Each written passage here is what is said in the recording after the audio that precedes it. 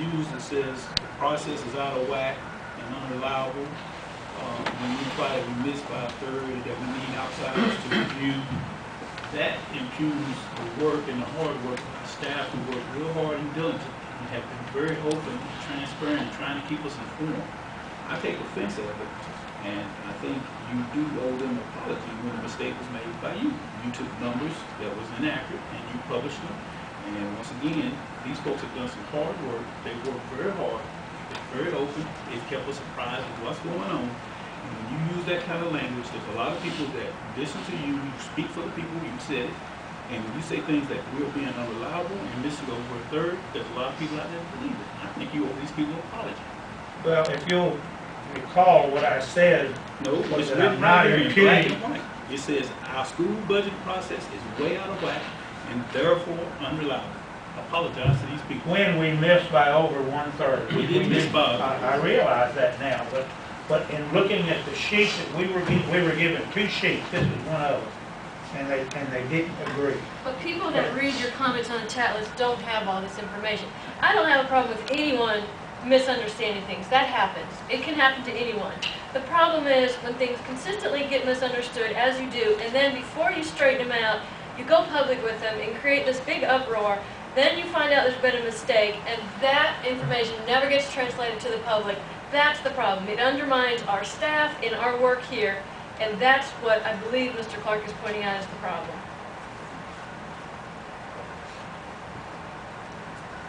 So you don't feel you owe these people an apology?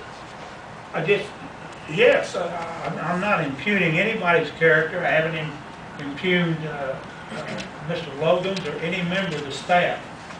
What I'm concerned about you is call them unreliable, that's impugnable. And it's right there, your comment. Well, then to the degree that you feel like I have insulted you, then I do apologize. Okay, Colonel Taunton, given this response, do you have remaining concerns about this, or does this satisfactorily address your concern? Yes. Okay, number 4. Madam Chair, number 4, the item on the posting was in total capital outlay, we budgeted $1.9 million and had over 16% left over. Again, the difference is too great to simply be chalked off to a new accounting program or other creativity. As a business manager, it simply throws into question our ability to manage projects to my mind. That verbatim Mr. Cotton's comment. My response, and Mr. Cotton, if I'm off here, please correct me. To obtain the 16% leftover statement that you quoted in your question, it appears that you took the 321,548.53 from the capital project working document spreadsheet again, a working document, and divided it by the $1,982,180 total capital outlay allocation for the year. The 321,548.53 is 0.1622, or approximately 16% of the total capital allocation. Am I correct in drawing my conclusion of how you came up with the 16%? Well, you said here my math is accurate, but the assumptions are incorrect.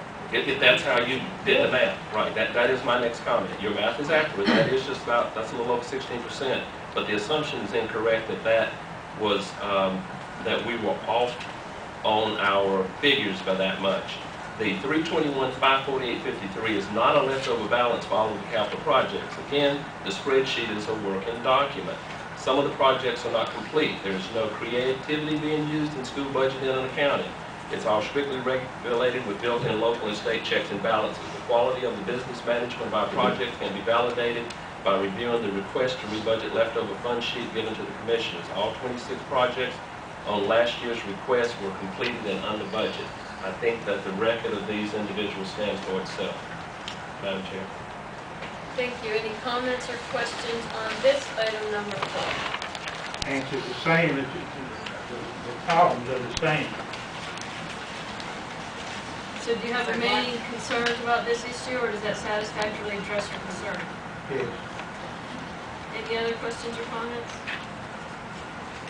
Okay, that brings us to number 5. Question 5, Madam Chair, members of the board. Fund balance carryover shows a soil wetland study at New School. Why did we pay for that? We have clarified that from our meeting on Friday that there was just a misunderstanding there. By New School, what was being referenced was the new high school project, not the Chatham New School project. There has not been any soil or wetland study done on anything about Chatham New School. The soil and wetland study was done for the new high school project, which is a requirement before we, such a building. So Mr. Totten he was understood. Well, he's present. I don't have to speak here. That was something we discussed during the meeting. It was just a It was a typo on the part of whoever put this together. It was just a mistaken how it was. So it should have said new high school, new school. New high school project and not new school. Because we have it. Jack Bennett site. Or the Jack Bennett site, or, we need to agree what we're going to call it and start calling it something so that we don't have varying language for it. Okay, so has this been answered satisfactorily? Mr. Totten? Yeah. Thank you. Number 6. Question 6, again, directly from the posting. How can an overage of $54,179 simply be incurred over vendor or contractor quotation, or was the original figure simply a guess to put before the board when the final cost was taken from some other project? I recall the discussion of the fact that the tracks were in the worse shape than we originally thought, but was the overage ever discussed and pointed out? What other projects were delayed or refused? What the Colonel is referring to in this question is the resurfacing of the 3 high school tracks, Jordan Matthews, Chatham Central, and Northwood. And again, the original tracks were budgeted from lottery money. That assumption is correct. The tracks were projected or estimated at $75,000 a track. That was an estimation, not a bid cost. It's an estimation of $75,000 per track. These estimates were based on talking with the Albemarle, Davidson, and Thomasville school systems. The cost increased when it was realized that the tracks at Chatham Central and Northwood were so bad that they had to be re-asphalted before the rubber could be laid, and this was thoroughly discussed at that time. And again, I have an attachment that the board thoroughly had a discussion about doing this. The $75K was not a bid, it was a projection. The board approved the bids for the tracks. See Board of Education minutes, July 9, 2007. The tracks were paid from lottery proceeds as approved. See attachments 4 and 5 here if anyone would like to take a look at them. No other projects were delayed or refused. Comments or questions on this item, question 6? Colonel Totten, does this satisfactorily answer your concern? The answer is right, but it raises a question about our estimation process again. And I can't let that go, because having been in the contracted business, these estimates that we seem to get, I don't know where they come from, but it seems to me that they could be a whole lot closer, a whole lot tighter than what we're doing. And that's my comment. I want to ask Mr. Moody to speak to this again. His explanation to me was just crystal clear about all of this. What happened, this was actually, the $75,000 to $80,000 was an estimate, not only from these school systems, but some of the people that put in tracks for a living. What happened is once they got here, they realized that our tracks were in much worse shape.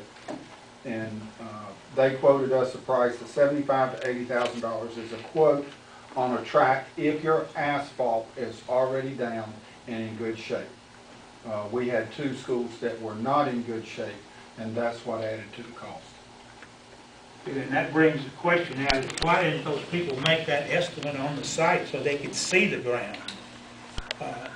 Well, What I actually, thought I recalled from the meeting, maybe I'm wrong, but I thought I recalled it being presented as these are estimates of what they cost in the area, and that was just for us to assess in order to decide if we wanted to move forward to get bids to just get us in the neighborhood. It was just a ballpark, and that's specifically how I remember it being presented, as saying this is what some others in the area have cost, without getting a formal bid. This is for your consideration to see if you even want to consider it. From that, we decided to move forward, and then we got the bids, which we approved in our meeting. That's correct. my recollection. All the backup material shows is $75,000 per track.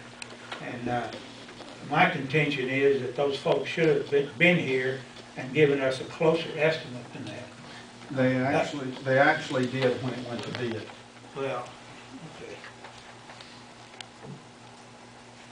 Any questions or comments regarding this item, question 6?